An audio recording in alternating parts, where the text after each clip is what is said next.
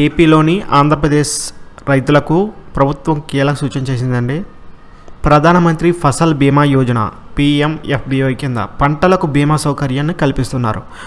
తొలిత పంటల బీమా నమోదు ప్రీమియం చెల్లింపునకు ఆగస్టు 15వ తారీఖు వరకు గడువు ఉండగా ఇంకా పలువురు రైతులు తమ పంటలకు బీమా చేయించుకోకపోవడంతో ప్రభుత్వం గడువును ఆగస్టు 31 వరకు పొడిగించింది.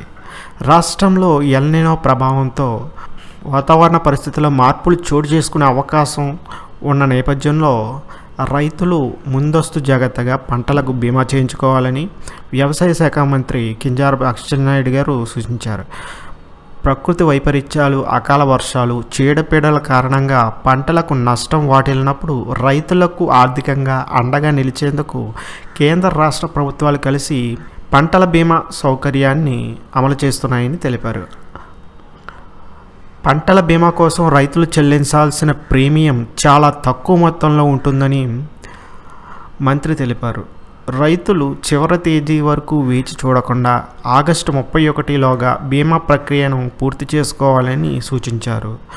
ప్రతి పంటకు బీమా సదుపాయం ఉందని, రైతులపై భారం పడకుండా కేంద్ర రాష్ట్ర ప్రభుత్వాలు ప్రీమియంలో అధిక భాగాన్ని భరిస్తున్నాయని వివరించారు.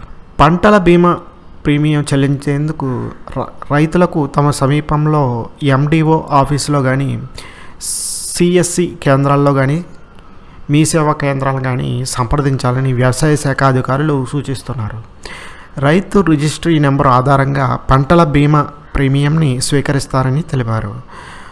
గడువు తేదీ ముగిసేలోపు రైతులు ఈ అవకాశాన్ని వినియోగించుకోవాలని అధికారులు కోరుతున్నారు.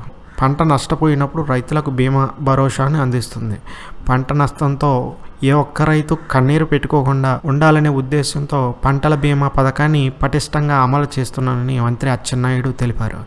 విపత్తుల సమయంలో ప్రతి ఎకరాకు పరిహారం అందేలా అర్హత ఉన్న ప్రతి రైతుకు బీమా ప్రయోజనాలు నేరుగా చేరేలా పారదర్శక చర్యలు తీసుకుంటామని తెలిపారు.